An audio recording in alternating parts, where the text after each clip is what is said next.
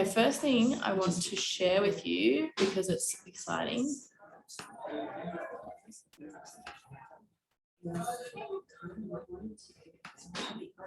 okay, can you see the screen?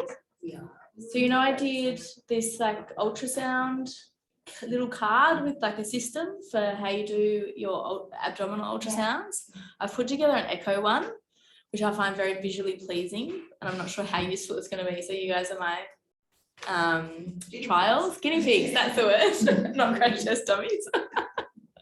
One of the two.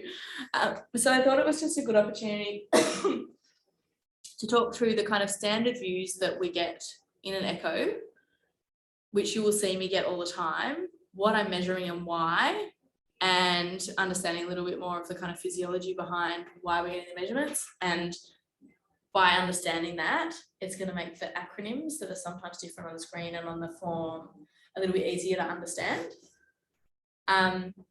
So the first view that we always get when we first put the probe on the dog, we feel for the apex beat, so where the heart feels the strongest on the right hand side of the dog's chest.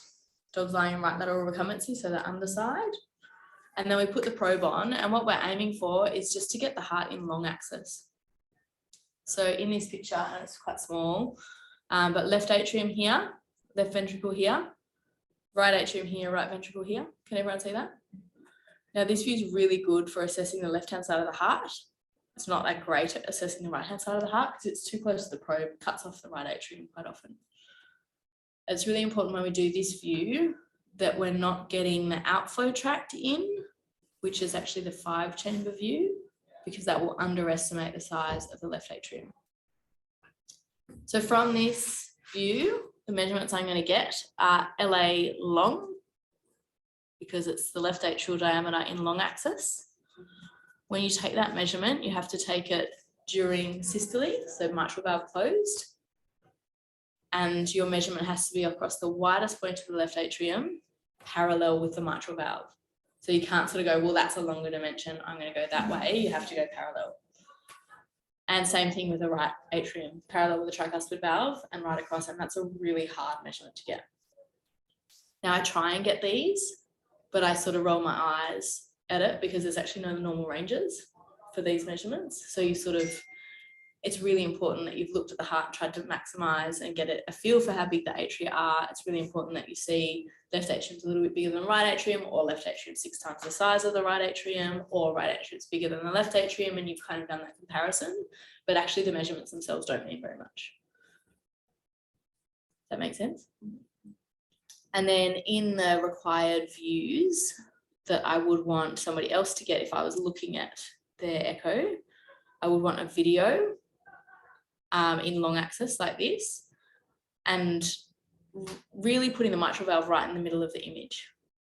So seeing that way I can see just sort of a subjective measurement of what the contractility is like, a subjective measurement of how full the left ventricle looks, whether the right ventricle looks overloaded, whether the septum looks kind of flattened, like we might have some increased pressure on the right hand side, and get a bit of a subjective idea of what we might be looking for in this heart. Then I'm going to put colour over that left atrium to see whether there's any mitral regurgitation. Has anybody seen which direction mitral valve regurgitation jets typically go? The free wall? Yeah, exactly. So they typically shoot off from the opening of the mitral valve, shoot off down towards the free wall down this way. Actually makes them really nicely lined up with the probe. So if I've got my probe here and I'm trying to measure the velocity of a mitral regurg jet, it's kind of parallel with the probe. Does that make sense? So this is a really nice view to actually measure your mitral valve regurgitation. I always do it from the other side as well, because that's the standard measurement, but I almost always get a higher velocity on this side. And then I'm going to do the same thing over the tricuspid valve, just to look for any tricuspid regurg. Tricuspid regurg typically either goes straight out or towards the septum.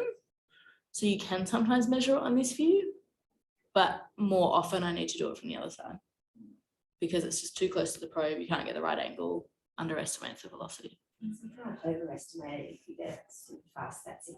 Like, exactly. So you can only underestimate. Yeah. So aim for the fastest, basically. The only time you can overestimate is if the dog's blood pressure's up. So if you take your velocities right after you pin them down, the heart rate's really high and they've got this big catecholamine surge, you're going to get higher velocities than if you do a half an hour into the scan. So I sometimes kind of like to do that first measurement quite early, and then once we roll over, do another one, and the dogs are usually a little bit more calm. And then yes, CW, velocity of the mitral regurgitation. So they're all the things that I'm doing in that right parasternal 4-chamber view, which is the first view you get from the heart. CW stands for Continuous wave. So it's just the different ways that you can measure velocity. There's pulsed wave and there's continuous wave. Pulsed wave is limited in, see the button, so yeah, it's low velocity, so it only really goes up to about 3 that you can measure with pulsed wave. With pulsed wave, you'll have a line.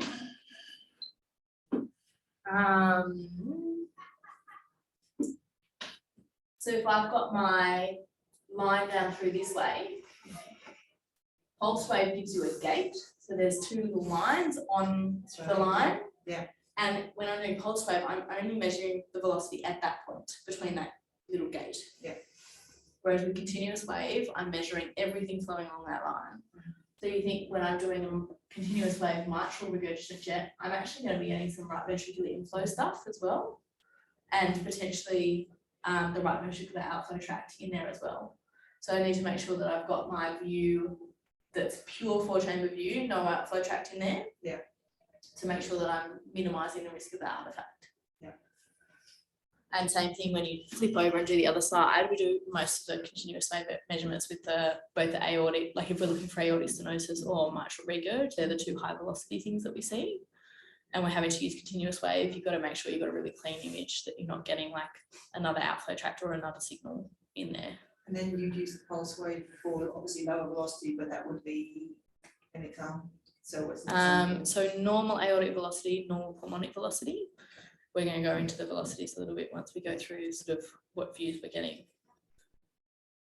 So this 4-chamber view, if we've got the dog lying on the table here, heads up this end, tails down this end, spines along here, I've got my probe kind of on that angle of the chest. To get the 4-chamber view, the 5-chamber view, I'm just going to rotate about from and the lights at your fingers. lights at my fingertips, exactly. I'm going to rotate from about 11 o'clock or 10:30 to 9:30 to get that view. So it's just a really subtle rotation, and that's going to allow us to catch this left ventricular outflow tract, so the aortic valve in there. From this view, this is called a 5-chamber view, so you can see a little bit of the left atrium there, the left ventricular outflow tract and proximal aorta, left ventricle, right atrium. So 5 chambers in there.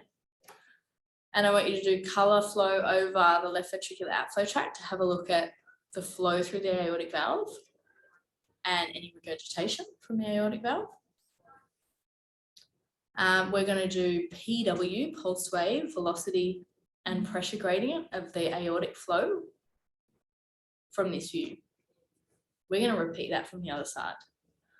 But quite often you can get a relatively accurate measurement across there. That little gate, can you move that gate up and You down? can, yeah, just with your ball. So you can move the line side to side and then move your gate up and down. Yeah, it's quite focal. And are you sort of aligning that behind the aortic valve or in front of the aortic valve, with putting the chamber there? Behind. Behind. Yeah, and by behind, I mean in the aorta. Yeah. Yeah. Yeah. Like behind Yeah. as the blood flows kind of thing. Yeah, just in the aorta. Yeah. Typically. So from 9:30, 10 o'clock-ish, I'm actually going to go around to 8 o'clock to do the next view. Now, if you look at these diagrams, we've gone from being kind of lined up along the axis of the heart to being across the heart completely by making that turn of the probe. So we're now cutting just a slice straight across the heart. If you had a heart sitting like this, we're going to cut it straight through the middle like that. And we're then looking at the heart in cross section, called the right parasternal. Right parasternal is obviously the probe is in the right parasternal position. Short axis. And we're going to look at it at the level of the papillary muscles, which are these two bulges either side, which give us that mushroom effect of the inside of the left ventricle. What I do is see the mitral valve and then just go a little bit behind it. So I kind of move my probe up and down and make sure that I'm not too far down towards the apex. Because you can imagine as it gets closer to the apex, the ventricle is going to get smaller. So your most accurate measurement's just behind the mitral valve. We're going to do a video of that just to see it contracting. We're going to do an M mode, which is the one where we get all of those measurements. And I've put my line here through the angle that I want you to get, because if you were to have your line going this way, you can imagine that that papillary muscle is going to change your measurements quite significantly. So you're going to get an increased measurement across the ventricular wall and a decreased measurement of the internal diameter. So you have to go down between the papillary muscles. Make sense? Then we're going to, what are we going to do?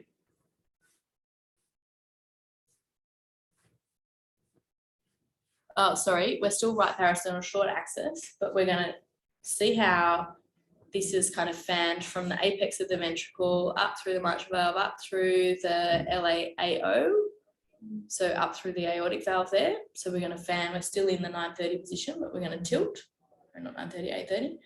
We're going to tilt the probe up like this. And we're going to catch this LAAO view. And we're going to get a video of that.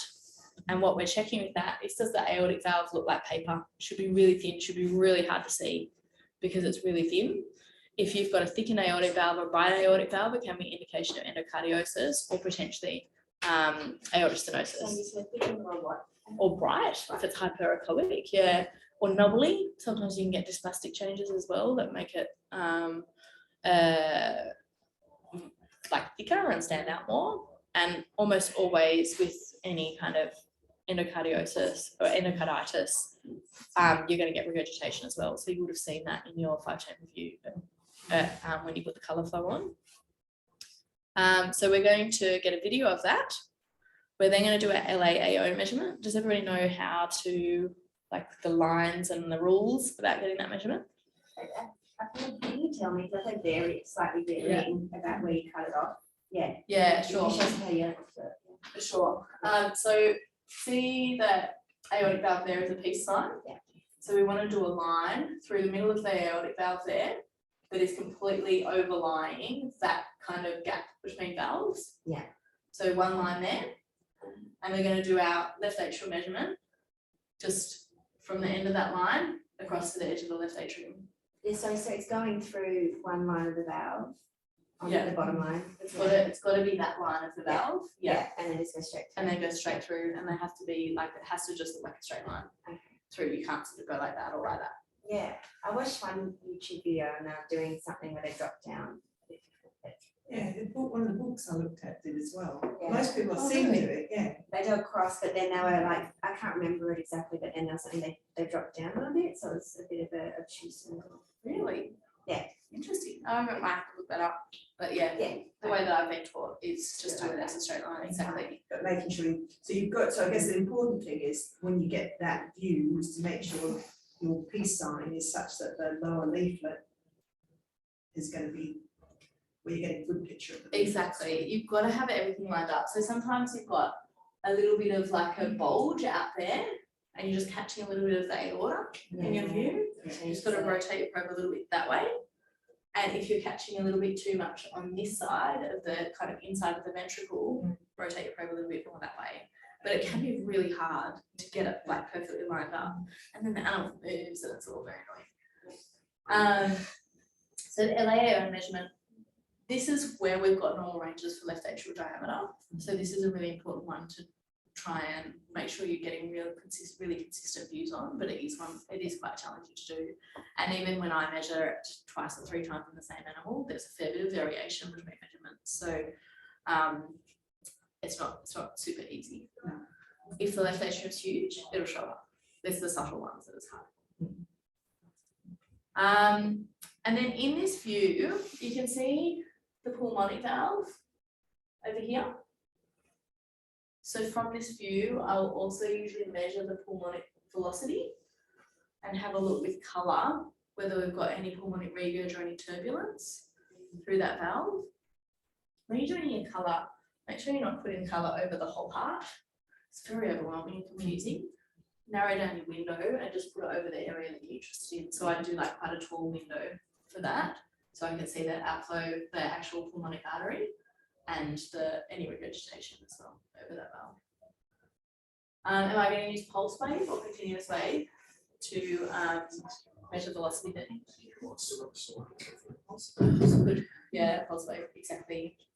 There's very rare circumstances with pulmonary stenosis where we'll get a velocity that's too high for pulse wave to pick up.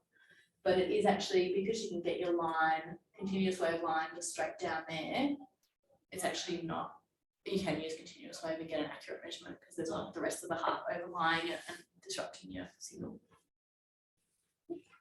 Maybe a silly question, but if you have turbulence in that area, then when you do your pulse wave, is it going to pick up sort of below the line like that for just turbulence if it's not actually regurgitation? Is it going to pick up below the line? So if you've got turbulence in the pulmonary artery, you're going to get a below the line signal. If it's too high for the pulse wave to measure, you're going to get aliasing. Yeah. And it's going to come down above your line as well. Yeah. But it will be a point above your line. It won't be a mountain above your line. Yeah. Because some of the ones we've had Damon come around on like subtle murmurs, and we said it's just sort of turbulence or something in that pulmonary area, and that's the reason why it's starting up. Particularly cats. Yeah. Cats love doing that. Yeah. Is that actually going to show up like a regurgitant jet picture? It'll No, look clear on that bottom. Yeah, regurgitant, pulmonic regurgitant jet is, it looks like a flamethrower. And it shows up, if you've got colour flow, it shows up above the valve there. Yeah. So you get this turbulent signal during systole, and then during diastole, where there's very little signal anywhere else, you get this flamethrower coming up there, and it's really sort of consistent through the whole of diastole. And then systole, you get that turbulent signal again. Right. So the pulmonary valve is an inherently leaky valve. It's allowed to leak a little bit, and everything's under such low pressure that it's not a huge amount of blood moving back or anything. Yeah. But they can be really focal and really hard to find. And sometimes I've looked at colour and gone, oh, there's not one there, and then I've looked at pulse wave, and there is one there. Can I interrupt, sorry? Yeah. Does anyone own the Volkswagen ETM 32Z? ETZ32E. ETM 32Z, that's me. Yeah. The guys asked if we could just move it up to the other car parking spot. I think it's for a different person. Oh, I can look there. Sorry. No worries. Thank you. So they're pretty much all of the measurements that I'm going to get from the right-hand side of the dog. I'm going to flip the dog over. And the only view that I really do from the other side, some people measure their pulmonary velocities and stuff, and PVAs and stuff from the other side. I do pretty much everything on the right-hand side. The next view I'm going to get is the left parasternal 4-chamber long axis. And this paper didn't have a nice pretty diagram that matched, so I haven't put it in there. But essentially this is the one where we've got the heart standing on its head. So you're looking from the apex of the heart up through the heart. So if you think about, I'm looking from the left-hand side of the dog, and if you think about how your heart sits on a radiograph, I'm looking from the left-hand side of the dog, I'm looking from quite caudal, and I'm just going to look straight up through the heart. The heart standing on its head, and I'm going to have left on the right of my screen and right on the left of my screen, just to make it confusing. And if you can imagine that, the mitral regurg is going to be going straight away from that probe. We should be able to get a pretty accurate measurement. But like I said, it's often off to that side. So I get a more accurate measurement from the right parasternal. Tricuspid, we usually get the most accurate measurement from this view. And then aortic outflow velocity is lined up absolutely perfectly with the probe, so you get the best aortic outflow velocity from this view. And the same thing, aortic regurgitation velocity from this view.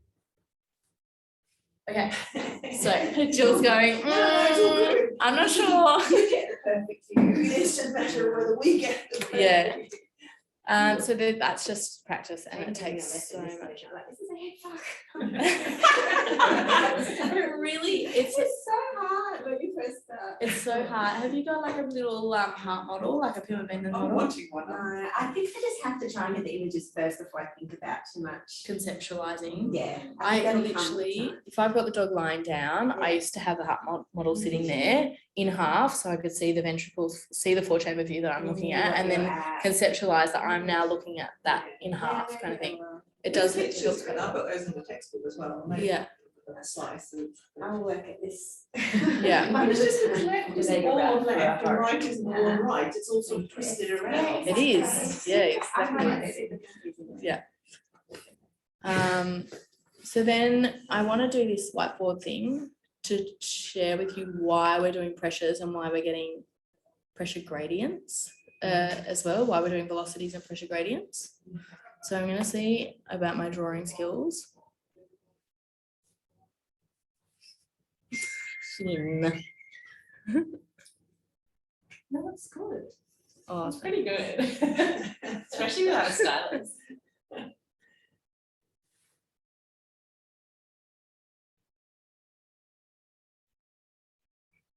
all right. Are we good? Where are we going to go? We're going to go right over here and we're going to go left over here. Okay. Right side of the heart.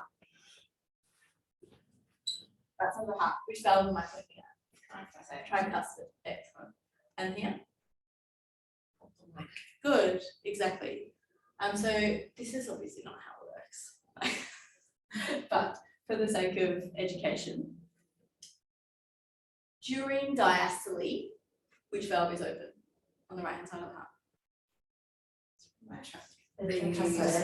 Yes, exactly. So we've got blood flowing from the right atrium into the right ventricle. Yeah. And then during systole, which valve is open? Pulmonic. Good, excellent. So if we've got tricuspid regurgitation, is it going to be during diastole or systole? Good, exactly. So if we've got an open valve between the pulmonary artery and the right ventricle during systole, and then we're getting blood flow back into the right atrium during systole.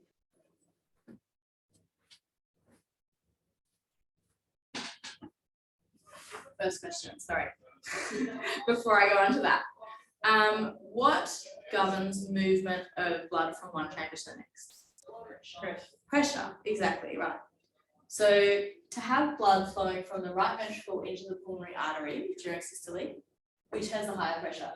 Right ventricle or pulmonary artery? Right ventricle. Exactly. So when we measure the velocity across that pulmonary artery, is it high or low? Are we using pulse wave or continuous wave? Maybe use pulse wave. Pulse wave, yeah, it's a low velocity relative to like a mitral regurg, for example.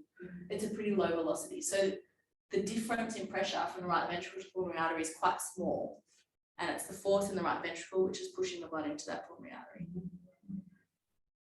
So then if you've got pulmonary hypertension and the pressure up here is high and the pressure generated in the right ventricle has to increase to push the blood up there, what's going to happen to the velocity of your tricuspid regurgitation? Higher, exactly. Yeah. Does anyone know what the equation is that allows us to convert velocity into pressure? Somebody's got Bernoulli's Bernoulli, laws, like yeah. velocity something or other. Yeah, 4v squared. Yeah. Yeah. So the velocity of this regurg jet squared times by 4 is the difference in pressure between here and here. So whenever I measure a velocity, so whether it's the blood flowing from right ventricle into into pulmonary artery, velocity of the regurgitation flowing from right ventricle into right atrium, what I'm actually measuring is the pressure differential between those chambers. That's what I'm interested in. And we sort of know, oh, that velocity is high and therefore the pressure difference must be high. But it's the difference in pressure between these that's the significant thing there. So this is one of the only ways that we have of diagnosing pulmonary hypertension in our patients, because we're not doing pulmonary wedge pressures and stuff like that they do in humans. So every time I measure like PV, pulmonary valve, pulmonic valve, peak velocity, so it might be pulmonic peak velocity, PPV, might be PV, peak velocity, PVPV. all of the acronyms, you'll know that we're looking at pulmonary valve peak velocity, and if it's at AOPV, aortic valve peak velocity, yeah, exactly. And if we had then immediately after that, AOPG, what would that mean? Pressure gradient, exactly. So we're the machine's very friendly. It converts to it does that equation for us and gives us the pressure and automatic calculations. So every time we measure velocity, we're also going to take down the pressure. So we're saying pressure gradient. Mm-hmm. E is just measuring as it's the difference in the pressure. The difference is getting you to exactly, yeah, exactly. So you know how when we do a tricuspid regurg velocity, there's a few different measurements. Like it gives us TVR, then it gives us pressure gradient, TV pressure gradient, and then it asks us for the right atrial pressure. Yeah. And then it asks us for the systolic pressure. So if I've got a pressure of 5 in the right atrium, which is normal, like 2 to 8 is normal, and then I've got a pressure of 30 here, then I'm probably going at the flow from 30 to 5 is actually going to be 25. So from this valve is open, these are pretty much at equilibrium. So the systolic pressure is the calculated pressure here during systole. The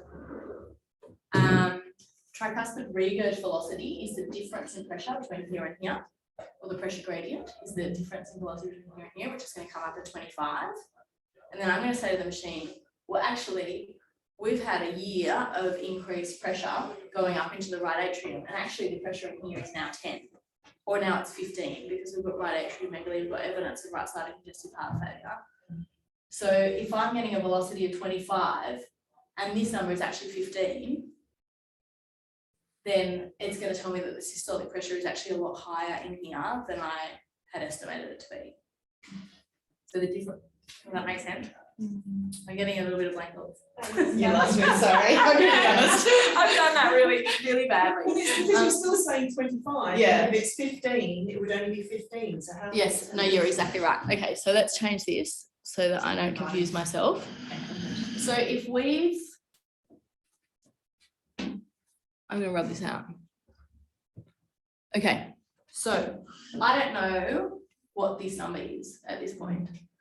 I'm measuring a tricuspid regurgitant jet that is measuring, let's say, 3 meters per second. So 3 times 3 is 9, times 4, it's not my thing, sorry, it's 36, right. So we've got a regurgitant jet that is a pressure differential of 36. So if I've got,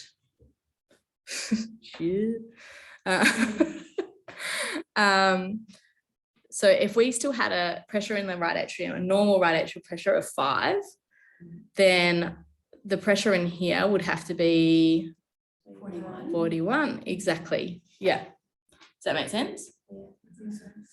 But if we had chronic volume overload and pressure overload on the right-hand side, and that right atrial pressure had gone up because we had right atriomegaly, and we could see that on an echo, and this number was now 15, and we calculated a difference of 36, what's the left ventricular pressure? Thank you. Excellent. And the significance of that, if I'm trying to diagnose pulmonary hypertension. So what was 36? Just tell me again, what was the 36? 36 was the 3 by 3 by 4. The speed, yeah, okay. Yeah. Yeah, to get Yeah. the pressure. So all I can measure on an echo is the velocity. Yeah, so that brings So I've measured velocity at 3, Yeah. and they've done 3 by 3. Why is it 3 by 3? Because you talked about 4. Square. 4v squared. Formula. Yes, 4v squared. squared. Yeah, Okay. I'll write that there. Okay. Four. Why is it 3? But it's That's good. Okay, so you only Yeah. know that and then 4. Okay. Yeah, exactly. Yeah. So the significance of that, and why I think that's why we have to then sort of change our minds about, you know, if there's increased pressure in the right atrium, all of a sudden the systolic pressure is quite high within the ventricle, is that the systolic pressure is at equilibrium with the pulmonary artery. So we can then use that to predict systolic pressure in the pulmonary artery, Okay. exactly, and diagnose pulmonary hypertension. That makes sense. It does, yeah. for now, it might lead me later. It's really hard conceptually. Yeah, no. So let's do like a case example on the other side. Left side operates under much higher pressures. What's the normal systolic blood pressure if you're doing dog's blood pressure? Yeah, exactly. Yeah, so we've got 120 in here. Systolic pressure in here should be around about 120. And left atrial pressure is about 20. So I'm doing an echo and I see a mitral regurgitant jet, and the jet velocity is 5 meters per second. And then you've got 25 by 25 by 4, which is 100. Yeah. Yeah, exactly. So then we've got the atrial pressure of 20. So the difference between the left ventricle and the left atrium is 100. Yeah. But the actual systolic blood pressure is 120. Yeah. So what about if I had a mitral valve regurgitation of 6? 36 and 436. It's quite high. Yeah. Yes. So what significance would that have in our dog with degenerative mitral valve disease? Just to check its blood pressure. Yeah, it's hypertension. Yeah. Exactly. Yeah. And what's the downside of hypertension in dogs with mitral regurgitation? It'll make the regurgitation worse. Exactly. So it's Yeah. harder. Yeah, harder for the pressure for the left ventricle to get the blood out to the aorta because there's more pressure in the aorta. So then more blood's going to go back up through the mitral valve, which is going to exacerbate preload problem. Yes, atrial enlargement, exactly. So this is one of the things that we focus on in dogs that are in decompensated heart failure, is drop their blood pressure, decrease their afterload so that the left ventricle doesn't have to work so hard to push the blood out there. This goes back up through the mitral valve. Make sense? And then if I was looking at aortic stenosis, I'll rub out my pressures here because it's not applicable. If I had a patient with aortic stenosis, what am I looking for in echo that's going to be a sign of, or a marker of aortic stenosis? We see a high pressure gradient across that valve. Good. And Because the aortic valve is going to be even higher, isn't it? So you had 120 before. Because they should be at equilibrium, Yeah, shouldn't so they? you're now Pretty much. expecting the aortic one to be even higher still, are you? Because Yeah, so to obtain a normal systolic blood pressure, the pressure within the ventricle is going to have to be way higher to get that same amount of blood out into the aorta. So there's going to be more of a differential between the pressure in the left ventricle. So we say this is like 200 because the body needs it to be 120 and needs blood flow. So it's going to work really hard to maintain that. I think in left ventricle wall, Good. Why? because it's harder to push it out, so it's not like a volume overload, it's like you need more strength. Yes, Because it's like a the muscle. exit door is tiny. Yes, exactly. It's a muscle that's working harder. It's going to get hypertrophy. So say we've got this pressure differential. Can we do this equation backwards? I don't know if we can. We can. So the difference is the 200 minus 20, which is 180. Yes. So we're going to divide 180 by 4. Or just 80. Yeah. And then we've got to square root that once. Yeah. I'm not pretending I can just do that. it's just 64, so you Yeah. just got to work 9 was 9. What's That's 8? It's so we're dealing with a pressure differential of 80. Do you want to So divided by 4 is 20. square So 4 is something, 4 point something, right? So we're going to have a velocity of 4 point something when we've got a high pressure differential between the left ventricle and the aorta. Make sense? So we grade aortic stenosis according to the velocity across that valve. So mild up to 3, moderate. Oh God, I shouldn't speculate on this. Mild, moderate, severe. Yeah. If it's over 4, it's classified as severe. Let's take a step back here. You've just done the pressure gradient between across the mitral valve, not the aortic valve. No, I was doing pressure gradient. Sorry, left ventricle to aortic. 200 minus 20, which is 100. Yeah, but it's actually, she did 200 and 120. So it's 80. Yes, it's right. Yeah, because we were talking about aortic stenosis. Mitral stenosis is different. Yeah, no, that's right, I misunderstood, but I. Yeah. Was Oh, that? no, I was just doing that. Oh. You haven't been doing No, I can. Yeah, Oh, Lisa yeah, we has are been. recording. Theoretically, this is the Lisa first time has I've done this, been. so hopefully. Yeah. Yeah, but I know like in a little while it'll be. Yeah. Does anybody else have any specific diseases they want to talk about? I've talked very much about the pressure diseases and the reasons we do the velocities, just so that as you guys are doing the reports, it's actually got some relevance for you about why we're doing those velocities. But obviously then there's a lot of other diseases that we see, chamber size abnormalities or wall thickness abnormalities. I think they're a little bit more self-explanatory. Well, I guess we can go back to the textbooks just to get where are those measurements. I think I get the gist of it. I haven't actually done them. You know, when you get the M mode and Yeah. then where to put your little Yeah. septal thickness and the intraventricular Yeah. space. Yeah, and it's kind of it's a bit more formulaic. This is more conceptual. That I think this is what needs to be explained. Yeah, whereas other stuff's kind of textbook stuff. Any other questions?